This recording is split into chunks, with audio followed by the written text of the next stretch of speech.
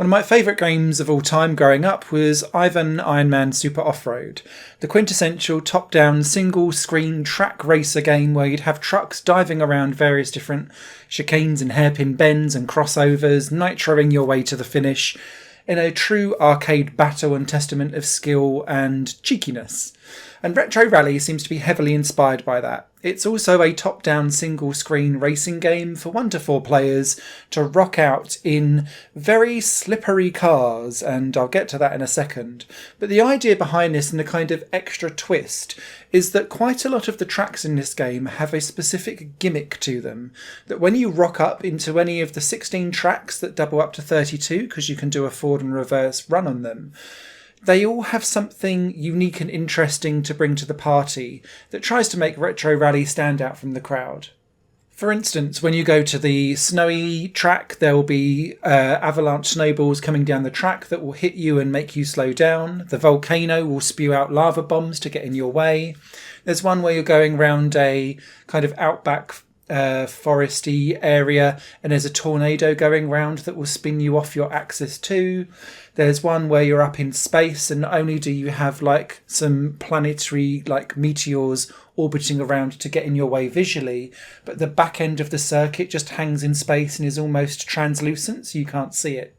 Go to the graveyard level, for example, and there are gates that will open and close that you can potentially trap some of your opponents behind.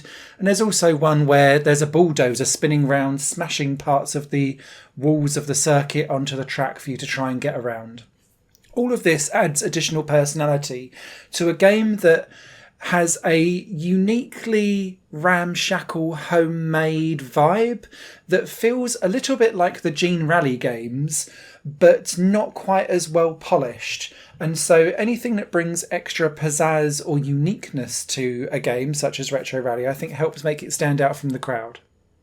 Where I did run into some problems with Retro Rally and where I think this game will be Marmite for some people is in the handling. Because despite having played this now for a couple of hours, I still don't feel like I've gotten a consistent approach to how I can go driving. And this is primarily because of how the game tries to implement a drift mechanic. When you're driving in a straight line and moving left and right, your car is slightly sluggish, a bit boaty, but consistent. However, when you go to hit into a corner, and because most of the corners in this game are quite tight hairpin based, you want to scrub off some speed, sometimes hit the brake, and then turn round into a drift. But there's a really quite acute point in your drift where the speed scrubs off very quickly. And quite often you have to do that to get round corners, but then you're really slow to accelerate again, and the AI don't seem to be. However, because that sometimes means that you scrub off speed, almost grind to a halt and then get going again, some of the corners it's more incentivized to just wall ride. And so that felt like I was cheating, but going faster, and it felt a bit wrong. This particularly comes into its own when you've got different terrain going on. So sometimes you're in like an ice environment and it's a little bit more tricky, particularly when you've got a lot of gradient in this game. And you're going up to tight hairpins with gradient on, the drifting mechanics become really difficult to try and predict. And that's really the underlying tone for me with Retro Rally, is that I found that this game's handling was too difficult to predict. And although I was winning races and doing quite well, sometimes I was a bit of a loss to see why one lap was so much better than the next, or worse, considering I felt like I was doing the same thing. I think part of this problem is down to the fact that the game uses an awful lot of gradient, but doesn't use the graphics in a really like in-your-face way to tell you where the gradient is, because there's loads of banked curves, there's loads of peaks and troughs and like mini jumps and things like that, and the jumps stand out quite nicely, but it's the banked gradients of corners that you don't quite get, and you have to really pay attention to the shadows, and sometimes there's pillars underneath the track that kind of give you a nudge to some things, but quite often there's also a lot of clutter on the track too, which makes that quite difficult to discern.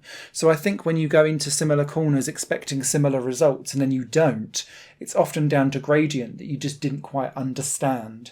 However, it does then mean that sometimes you feel that Retro Rally is probably a bit more random than it actually is, but it visually isn't coordinating or telling you about the different gradient that's going on a track.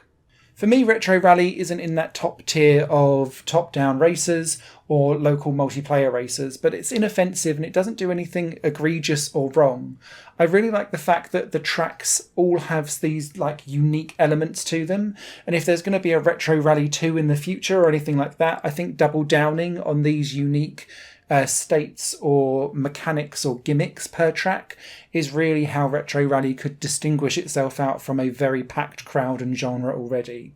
That said, these types of games live and die by their pick-upable nature, and because Retro Rally has that slight inconsistency and real nuance to the way how the drift mechanic works that after 2 hours of play I still didn't really understand or get because it felt too inconsistent, that does weigh down its overall score for me personally. However, as always, your mileage may vary. Written review will be over on higherplanegames.com. Take care. Higher Plane Games is part of the Higher Plane Network, a completely independent media outlet supported by people like you. The goal is to create the best possible content that cultivates a richer indie scene for games as well as music and entertainment. To find out more and to get involved, visit patreon.com/higherplane-network. Your support makes all the difference, and in return you'll gain access to bonus content and downloads. Thank you for watching.